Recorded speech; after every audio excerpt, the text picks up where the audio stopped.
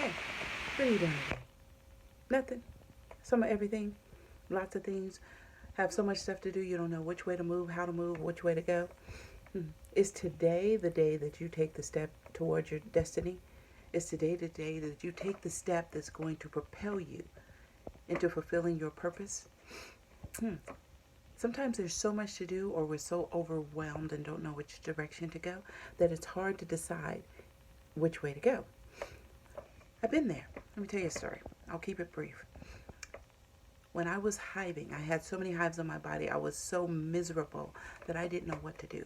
I was in the home alone. I was trying to sleep about 3, 4 in the morning. I know it was still dark outside. I um I just screamed. I lay in my bed and I screamed. I screamed for God to help me. I screamed for Jesus. I screamed for all things holy. And I stated my case. I stated, I've been a good girl. I've done what you asked me to do. And why am I suffering? I felt like I had been forsaken on that level. I've been really blessed with a lot of things, but I felt like at that moment I had been forsaken and God had walked away from me and turned his back on me because he wasn't answering my prayers and I wasn't getting relief. I was in so much pain. So I lay there and I scream, and I guess at some point, All Things Holy was tired of hearing me scream. And I heard and I felt in my body, in my spirit, move. And it was so startling that I stopped and I paused, and the screaming stopped, and everything stopped. The itching stopped. The pain stopped. And I looked around. I knew no one else was in the house. So I looked around like, okay, move where? Do what? What does that mean?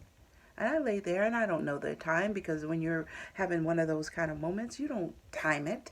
But it felt like maybe 5 minutes. It could have been 2. Could have been 30 seconds. I don't know. I was just stopped. And then I went back to screaming because I still, I went back in my mind, in my head. Okay, what was I doing? Oh, I was screaming about this pain. I was complaining about the itching. And so I proceeded to call for Jesus. And I was screaming, and God, Father God, help me. And again, pleading my case. And you promised this, and you promised that, right? And so as I was screaming, I heard it again. And this time I felt it deeper. Move. And it startled me so much that I jumped up out of my bed. I jumped up out of my bed and I stood next to my bed and I looked around the room, and I was trying to make sense of move where, do what. And I didn't know what else to do, but I knew that I wasn't supposed to get back in that bed. Although I was tempted because it was still dark outside and I was very, very tired, as I usually am. So I started moving. I didn't know what to do. I went downstairs. I came back up. I looked around. I started in my closet. I started organizing my shoes, and then I went and cleaned the bathroom, and then I went and vacuumed the floor, and then so it's a Saturday morning. I should be sleeping in, right? I started doing so much, and then I got to a point where the sun was shining through the windows. The house was smelling like bleach and pine saw. The shoes were organized. The laundry was folded, and there was another load in there going. And so I decided to sit down and do some work. So I pulled up my computer, and I got ready to log on my day off to do some work and catch up on some emails or what have you. And then I was told, I was given directions.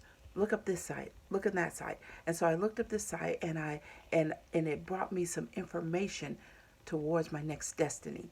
That movement, because I moved, it took me in a path to now I have a body care line. Now it took me to the path and learn. I started learning at that moment. I didn't know where I was going. I didn't know why I was going in that direction, but I was learning to create my own corn-free body care line. I learned that I was allergic to the genetically modified corn and stuff that I was putting in my body.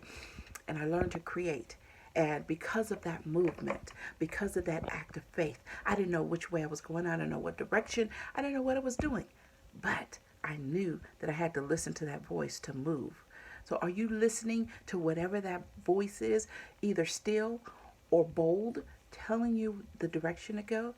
Are you so in your head that you can't hear that voice? In my case, it brought me out of my head when it told me to move, and it shook me physically, literally shook me.